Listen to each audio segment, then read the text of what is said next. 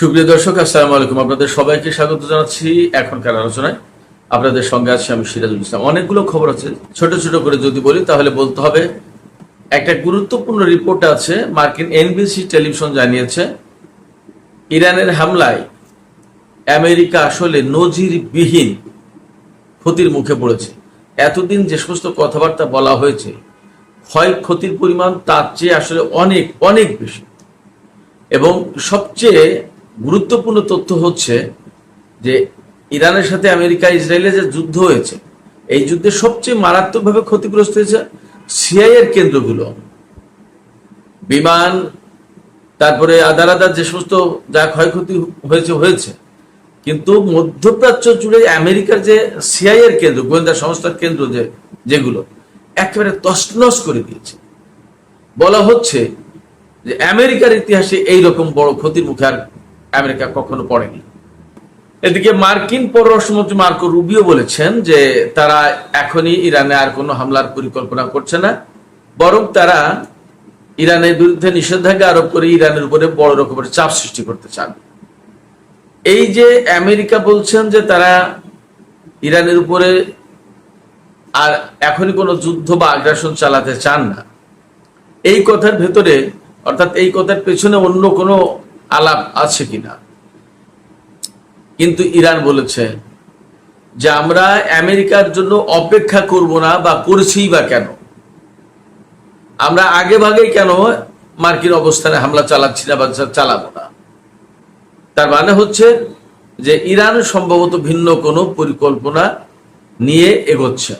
এপাশে Marco Rubio বা মার্কিন প্রেসিডেন্ট ডোনাল্ড ট্রাম্প বা মার্কিন অর্থমন্ত্রী স্কট বেসেন্ট তারা যতই বলুক যে আমেরিকার পক্ষ থেকে নতুন করে যে প্রলয়ঙ্কারী নিষেধাজ্ঞা আরোপ করা হয়েছে তাতে ইরান একেবারে শেষ হয়ে যাবে, ব্যাপারটা কিন্তু সেরকম কোনো ইঙ্গিত পাওয়া যাচ্ছে না। কারণ এরই মধ্যে চীন পরিষ্কার করে বলেছে তারা এই নিষেধাজ্ঞাকে মেনে নেবে না, মানবে না, কারণ এটা একতরফা নিষেধাজ্ঞা আমেরিকার পক্ষ থেকে, এর আন্তর্জাতিক আইনের কোনো ভিত্তি নেই। অর্থাৎ জাতিসংঘ বা আন্তর্জাতিক কোনো সংস্থার পক্ষ থেকে ইরানের বিরুদ্ধে এই নিষেধাজ্ঞা দেয়া না। ওপাশে কাতার বলছে যে তার পক্ষেও এই নিষেধাজ্ঞা মেনে নেওয়া বা নিষেধাজ্ঞায় সহযোগিতা করা সম্ভব হবে না। ইরানের সাথে মোট 15টা বা 16টা দেশের সমুদ্র পথে যোগাযোগ অথবা ভূমিপথে যোগাযোগ, অর্থাৎ ল্যান্ড বর্ডার অথবা সি বর্ডার, ইরানের আশপাশে যে সমস্ত দেশ, তার ভিতরে 8টি দেশ ইরানের এই নিষেধাজ্ঞায় সহযোগিতা করবেন, অর্থাৎ আমেরিকার পক্ষে যাচ্ছে না তারা। আর 8টা দেশ হয়তো নিষেধাজ্ঞা নানান কায়দায় মেনে নিতে পারে, অর্থাৎ আমেরিকা যা বলছে তাই হয়তো শুনতে পারে। এর মানে হচ্ছে মার্কিন প্রেসিডেন্ট ডোনাল্ড ট্রাম্প সরাসরি এই নিষেধাজ্ঞা বাস্তবায়নের ব্যাপারে চ্যালেঞ্জের মুখে পড়লেন। তাহলে আমেরিকা কি করবে? এই জায়গায় তারা ইরানের সামনে টোপ দিচ্ছে যে হরমুজ প্রণালী খুলে দিলে এ সমস্ত সবকিছু চলে যাবে। অন্যদিকে হরমুজ প্রণালী নিয়ে ইরানের সর্বশেষ যে অবস্থান সেটি হচ্ছে হরমুজ শুধুমাত্র তখনই খোলা হবে যখন মধ্যপ্রাচ্যের সমস্ত যুদ্ধ বন্ধ হবে, মার্কিন নৌ ব্লকেট যেটা আছে সেটা তুলে নেওয়া হবে, এবং ইয়েমেনের যে সমস্যা, এই সমস্যার একটা সমাধান করা হবে। আগের যে নতুন আরো কিছু যুক্ত হচ্ছে।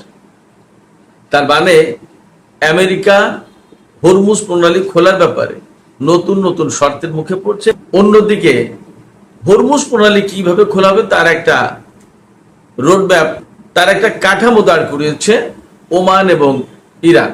কি সেই কাঠামো?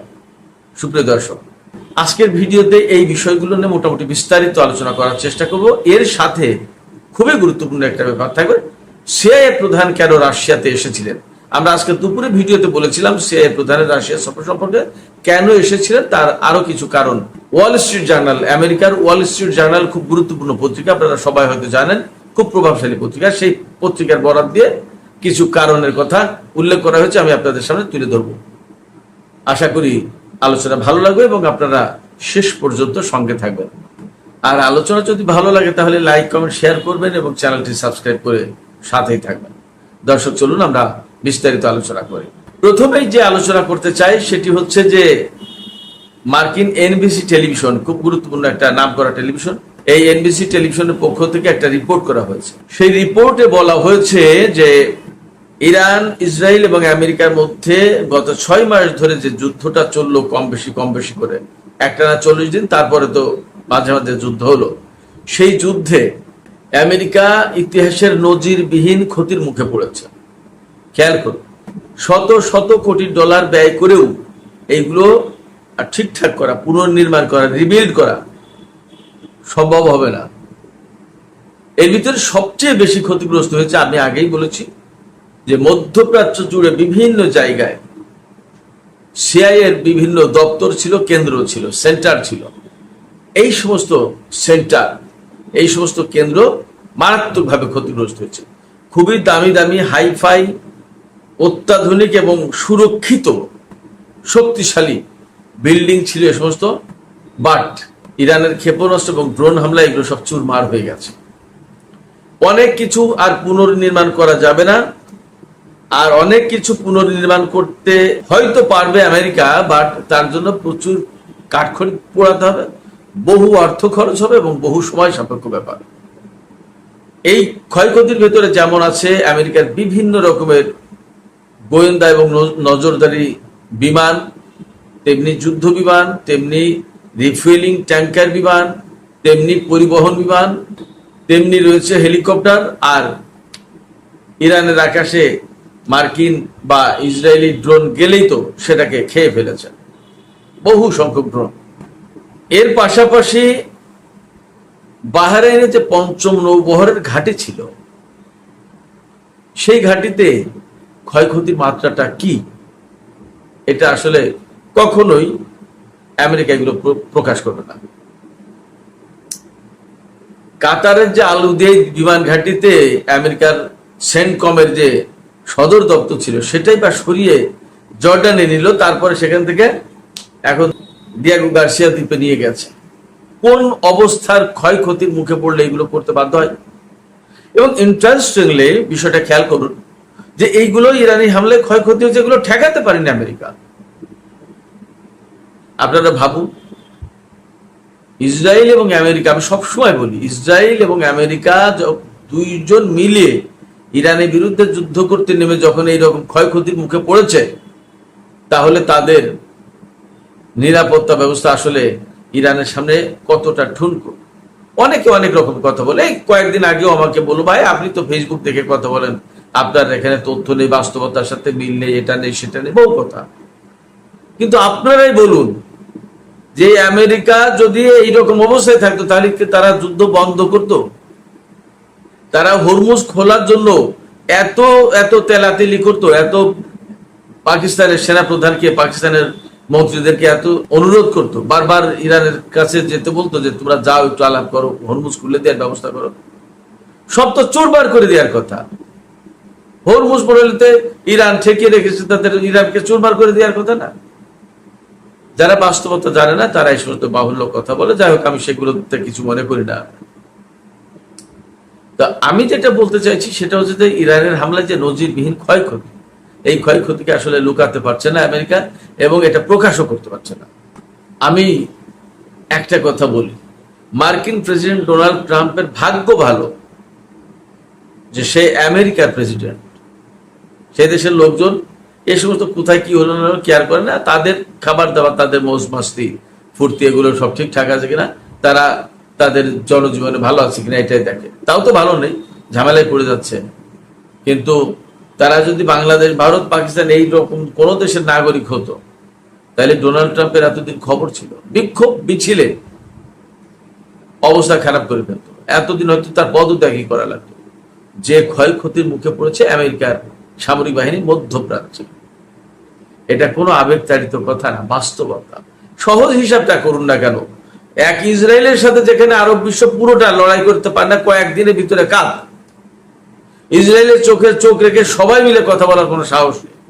আর সেখানে ইসরায়েল এবং আমেরিকা দুটোর বিরুদ্ধে একসাথে যুদ্ধ করেছে ইরান, এটা খুব সাধারণ করে ব্যাপার না। এবং এখন কি হুমকি দিচ্ছে যে আমরা আমেরিকার হামলার জন্য অপেক্ষা করছি কেন, আমরা যে কোনো মুহূর্তে আমরা হয়তো প্রিএমটিভ, অর্থাৎ আগে ভাগে হামলা চালিয়ে দিতে পারি।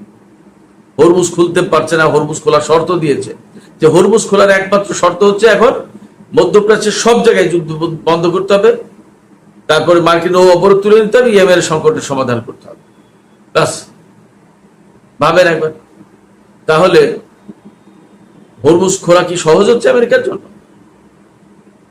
সমস্ত সবকিছু বাদ দিয়ে, যুদ্ধ টুদ্ধ বাদ দিয়ে এখন আমেরিকা ইরানের বিরুদ্ধে নিষেধাজ্ঞা দিয়ে কাবু করতে চাচ্ছে। আরো এতদিন তো সেই নিষেধাজ্ঞা ছিল, তা দিয়ে এখন পারছে না, যুদ্ধ করলো, যুদ্ধ দিয়ে পারছে না, এখন আবার নতুন করে নিষেধাজ্ঞা কি করবে? এখন বিশ্বের অনেকগুলো দেশ মানবেই না, আমেরিকার নিষেধাজ্ঞা মানবেই না। এবং এখন মার্কিন গণমাধ্যম, মার্কিন বিশ্লেষকরা বলছে যে আমেরিকা মারাত্মক চ্যালেঞ্জের মুখে পড়লে, এতদিন সামরিক চ্যালেঞ্জের মুখে ছিল, এবার এই নতুন নিষেধাজ্ঞা বাস্তবায়নের ব্যাপারে আমেরিকা ইরানের সামনে চ্যালেঞ্জের মুখে পড়লো। এবং yes, that is right, absolutely correct. প্রচন্ড চ্যালেঞ্জের মুখে। চীন মানবে না, কাতার মানবে না, মধ্যপ্রাচ্যের যে সমস্ত নেইবারিং কান্ট্রি ইরানের, তাদের 8টা দেশ মানবে না এই নিষেধাজ্ঞা, তাদের পক্ষে সম্ভব। তারা বলেছে যে ইরানের সাথে তাদের অর্থনৈতিক কানেকশনটা এত ডিপ, এইগুলো বাদ দেওয়া সম্ভব না। যেমন ইরাক কোনো মতে ইরানের থেকে গ্যাস না নিয়ে পারবে না, তাদের বছরে $400 কোটি গ্যাস লাগবে, এটা সাধারণ কোনো ব্যাপার না, শুধু গ্যাস। এইরকম অনেক কিছু আমেরিকার কারণে কেন সবাই ক্ষতিগ্রস্ত হবে। এবং ফ্যাক্ট হচ্ছে কি, আমেরিকার এখন আর সেই সামরিক শক্তি প্রভাব প্রতিপত্তি কিচ্ছু নেই। এই মধ্যপ্রাচ্যের যে সমস্ত দেশ যারা আমেরিকার নিরাপত্তার উপর ভরসা করত, সেই সমস্ত দেশ দেখেছে যে তার ক্ষমতা, ফলে তারা আমেরিকার উপর আর ডিপেন্ড করছেন এবং তারা আমেরিকার রক্ত চক্ষুকে আর ভয়ও পাচ্ছে না। তারা বলছে যে তুমি কি, তার আমরা বুঝে গেছি, অত চোখ রাঙায় লাভ নেই। এইরকম একটা প্রেক্ষাপটে ইরানের সামরিক বাহিনী তাদের সামরিক সক্ষমতাকে এখন নতুন করে ঢেলে সাজাচ্ছে। কয়েকদিন আগে তো তারা ডিফেন্সিভ ডক্ট্রিন থেকে অফেন্সিভ ডক্ট্রিনে গেল। এখন তাদের সামরিক সমস্ত সরঞ্জাম, সমস্ত সবকিছু এই যুদ্ধের অভিজ্ঞতার আলোকে আপগ্রেড করছে। তারা বলছে যে এই 40 দিনের যুদ্ধে তারা অনেক অভিজ্ঞতা অর্জন করেছে এবং এই অভিজ্ঞতার আলোকে তাদের কোন অস্ত্র কোথায় ভালো কাজ করেছে, কিভাবে কাজ করলে ভালো রেজাল্ট আসে, এগুলো তারা ঠিকঠাক করেছে, বুঝেছে, গবেষণা করেছে, স্টাডি করেছে এবং সেইভাবে তারা সবকিছু সেট করছে। যেখানে দুর্বলতা আছে সেটাকে আপগ্রেড করার চেষ্টা করছে। এবং ইরান বলছে যে তাদের বেশিরভাগ সামরিক সরঞ্জাম নিজেদের তৈরি, নিজেদের প্রযুক্তি। এদিকে ইরানের সামরিক বাহিনীর মুখপাত্র জেনারেল শেকারচি একটা নতুন তথ্য দিয়েছেন। তিনি বলেছেন যে আমাদের সামরিক লক্ষ্যবস্তু হিসেবে আরো 3টে বিষয় যোগ হয়েছে। একটা হচ্ছে বিবিসি, একটা হচ্ছে ব্রিটেন থেকে পরিচালিত ইরান ইন্টারন্যাশনাল টেলিভিশন চ্যানেল সম্ভবত, আর একটা হচ্ছে রেডিও ফারদা, ফার্সিতে ফারদা মানে আগামীকাল। তো শেকারজি সুস্পষ্ট করে বলেছেন যে এই 3টা প্রতিষ্ঠান, বিবিসি ফার্সি সম্ভবত, তারপরে ইরান ইন্টারন্যাশনাল এবং রেডিও ফারদা, এই 3টা প্রতিষ্ঠান সিআই এবং মোসাদের সাথে ডাইরেক্ট কানেক্টেড এবং এরা ওদের সোলজার হিসেবে কাজ করে। তা ওদের সোলজার হিসেবে যখন কাজ করে, তো ওদের সোলজারই তো আমাদের টার্গেটেড, ফলে এই 3টা প্রতিষ্ঠান ওদের সোলজার হিসেবে কাজ করে, এরা আমাদের সামরিক লক্ষ্যবস্তুর তালিকায় আছে, এরা আমাদের লক্ষ্যবস্তু। আমি শিরোনামের সময় আর একটা গুরুত্বপূর্ণ খবরের কথা বলেছিলাম যে সিআইএ প্রধান রাশিয়াতে কেন আসলেন। 2টো কারণ এখনো গুরুত্ব দিয়ে বলা হচ্ছে, তবে তার ভিতরে রাশিয়া ইউক্রেন বিষয়টাই সবচেয়ে বেশি গুরুত্বপূর্ণ। সেটা হচ্ছে গত 18 তারিখ, এই 18ই আগস্ট, আজকে তো 26 আগস্ট যাচ্ছে, 18ই আগস্ট নেটোভুক্ত বেশ কয়েকটি দেশ রাশিয়ার কালিনিনগ্রাদ এই অঞ্চলটাকে একদম ঘেরাও করে ফেলে মহড়া চালিয়েছে। এর জবাব দিতে, এবং রাশিয়া দেখছে যে তারা কালিনিনগ্রাদ ঘেরাও করে যখন মহড়া চালিয়েছে, তার মানে তারা হয়তো রাশিয়ার উপরে হামলার পরিকল্পনা করছে। যে মহড়া মানে কি, এইটা কি, এইভাবে করলে কি রকম হয়, তার ফলাফল কি হয়, সম্ভাব্য পরিণতি কি, এই সমস্তই তো মহড়া দেওয়া, রিহার্সেল। তো ফাইনাল স্টেজে নামার আগে রিহার্সেল দেওয়া নাই না, সেইটা তো রাশিয়া এই জায়গায় ভাবছে যে নেটো জোট যখন এই কাজ করেছে, তখন আমিও নেটো জোটের বিরুদ্ধে একটা হামলা চালিয়ে দেখি কি দাঁড়ায়। এটা ওয়াল স্ট্রিট জার্নালের রিপোর্টে বলা হচ্ছে যে রাশিয়া হয়তো ওই কালিনিনগ্রাদ এলাকার কিছু নেটোভুক্ত দেশের বিরুদ্ধে হয়তো অভিযান চালাতে পারে। এবং বলা হচ্ছে রাশিয়া নাকি 5 লাখ সেনা, এর সাথে যে যে ধরনের অস্ত্র, সামরিক সরঞ্জাম, যা যা কিছু লাগে তার সমস্ত সবকিছু নিয়ে প্রস্তুত হচ্ছে। এই তথ্য সিআইএ এর কাছে গেছে এবং সিআইএ প্রধান জন র্যাডক্লিফ রাশিয়া সফর করেছেন। তিনি পুতিনের সাথে বৈঠক করেননি, রাশিয়ার গোয়েন্দা সংস্থার লোকজনের সাথে বৈঠক করে চলে গেছেন। তিনি এসেছিলেন C-17 বিমানে। তিনি মূলত বার্তা দিয়ে গেছেন রাশিয়াকে যে রাশিয়া যেন এই কাজ না করে। আমি ব্যক্তিগতভাবে মনে করছি এই মুহূর্তে আমেরিকার সবচেয়ে দুর্বলতম অবস্থায় আছে দ্বিতীয় বিশ্বযুদ্ধের পরে সম্ভবত। এই সময় যদি রাশিয়া নেটোর বিরুদ্ধে যুদ্ধ করে তাহলে ইরানের বিরুদ্ধে যুদ্ধ করা বা ইরানের বিরুদ্ধে অবস্থান রাখা আমেরিকার পক্ষে সম্ভব হবে না।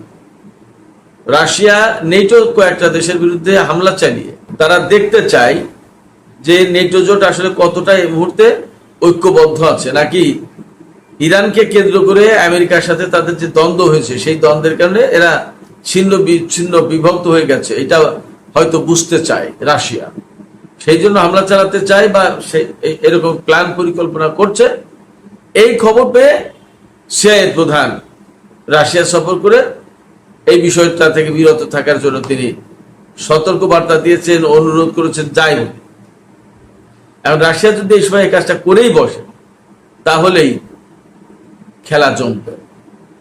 তখন আমেরিকাকে মধ্যপ্রাচ্য থেকে এবং পূর্ব এশিয়া থেকে তাদের ফোর্স টেনে এনে রাশিয়ার বিরুদ্ধে যুদ্ধ করতে হবে যদি নেটোভুক্ত দেশগুলোকে বাঁচাতে চায় বা নেটো জোটকে বাঁচাতে চায়। যদি এই মুহূর্তে আমেরিকা রাশিয়ার বিরুদ্ধে নেটো জোটভুক্ত দেশগুলোর পক্ষে যদি যুদ্ধ শুরু না করে তাহলে নেটো জোট একদম চিরদিনের জন্য ভেঙে যাবে। এবং নেটো জোট যদি ভেঙে যায় তাহলে সেটাই হবে ভ্লাদিমির পুতিনের একটা গুরুত্বপূর্ণ অর্জন। কারণ ইউক্রেনের সাথে যে যুদ্ধ শুরু হয়েছিল তাতে মূল বক্তব্য ছিল রাশিয়ার প্রেসিডেন্ট ভ্লাদিমির পুতিনের যে ইউক্রেনকে নেটো জোটভুক্ত করে একেবারে রাশিয়ার দরজার সামনে নেটো জোটের সেনা মোতায়েন করার ব্যবস্থা করা হচ্ছে। এটা তো ঠিক হচ্ছে না। এখন যদি আমরা আমেরিকার বা নেটো জোটভুক্ত কোনো দেশের একদম দরজার সামনে সেনা মোতায়েন করি, তারা কি মেনে নেবে? তাই যদি না মানে তাহলে তারা নেটো জোটের সেনা এনে আমাদের দরজার সামনে মোতায়েন করবে, আমরা তা মেনে নেবো কেন? এটা অস্বস্তিকর, অসম্মানজনক। এটা নিয়ে চুক্তি অনেক কিছু হয়েছিল কিন্তু সেগুলো মানেনি। তারপরে একটা পর্যায়ে কিন্তু পুতিন হামলা শুরু করে দেয়। তাহলে কি দাঁড়ালো? ইউক্রেন নেটো জোটে যুক্ত হোক এটা পুতিন চায়নি বলেই তো এই যুদ্ধটা অ্যাকচুয়ালি। এখন যদি সেই নেটো জোটকেই ভেঙে দিতে পারে পুতিন তাহলে তো সেটা তার গ্রেট অ্যাচিভমেন্ট, বিশাল বড় সাকসেস। এই চেষ্টাটাই হয়তো করছে বা করবে। দেখা যাক আসলে পরিস্থিতি কোথায় যায়। তো সুপ্রিয় দর্শক, আর একটা খবর দিয়ে আমি আলোচনা শেষ করতে চাই, সেটি হচ্ছে সৌদি আরবকে কিছুদিন আগে মনে আছে আপনাদের ডোনাল্ড ট্রাম্প পরমাণু কর্মসূচি পরিচালনা করার সুযোগ সুবিধা দিতে চেয়েছিল আমেরিকার সাথে। সৌদি আরবের একটা চুক্তি হবে, তাতে বলা হয়েছিল কি যে ইসরায়েলকে স্বীকৃতি দেওয়ার দাবি থাকবে না, কোনো ইনস্পেকশন থাকবে না, নজরদারি থাকবে না, ফ্রি হ্যান্ডে সৌদি আরব এই পরমাণু কর্মসূচি পরিচালনা করতে পারবে। তার 3-4 দিন পরে খবর হলো কি যে ইসরায়েলকে স্বীকৃতি দেওয়ার শর্ত থাকবে এখানে। এবং এই ঘটনায় কিন্তু সৌদি যুবরাজ খুবই অসন্তুষ্ট হয়েছিল যে এই শর্ত ছিল না, এখন এগুলো কি বলে। এখন মার্কিন কংগ্রেসে এই চুক্তি পাঠানো হয়েছে এবং তাতে বলা হয়েছে সৌদি আরব ইসরায়েলকে স্বীকৃতি দেবে এই শর্তে পরমাণু চুক্তি করা হবে আমেরিকার পক্ষ থেকে সৌদি আরবের সাথে। তার মানে আমেরিকার বা ডোনাল্ড ট্রাম্প প্রশাসনের একটা বড় এজেন্ডা যে ইসরায়েলকে সবাইকে স্বীকৃতি দিতে হবে, তার কাছ থেকে নিরাপত্তা, তার কাছ থেকে সুবিধা ইত্যাদি ইত্যাদি যে যা নিতে চাই নিতে পারবে, শুধুমাত্র ইসরায়েলকে স্বীকৃতি দিতে হবে। এখন সৌদি আরবের সামনে বিশাল বিরাট বড় প্রশ্ন, তারা ইসরায়েলকে স্বীকৃতি দেওয়ার বিনিময়ে আমেরিকার কাছ থেকে পরমাণু কর্মসূচি গ্রহণ করবে নাকি করবে না। সুপ্রিয় দর্শক, আজকের আলোচনা এখানে শেষ করতে চাইছি। আলোচনা শেষের আগে আপনাদের কাছে প্রশ্ন, আপনাদের মতামত জানতে চাই যে আসলে এই যে মধ্যপ্রাচ্যে এতদিন ধরে একটা অচল অবস্থা, যুদ্ধ বিগ্রহ এত কিছু হলো, আপনাদেরকে কি মনে হয় যে এখানে আসলে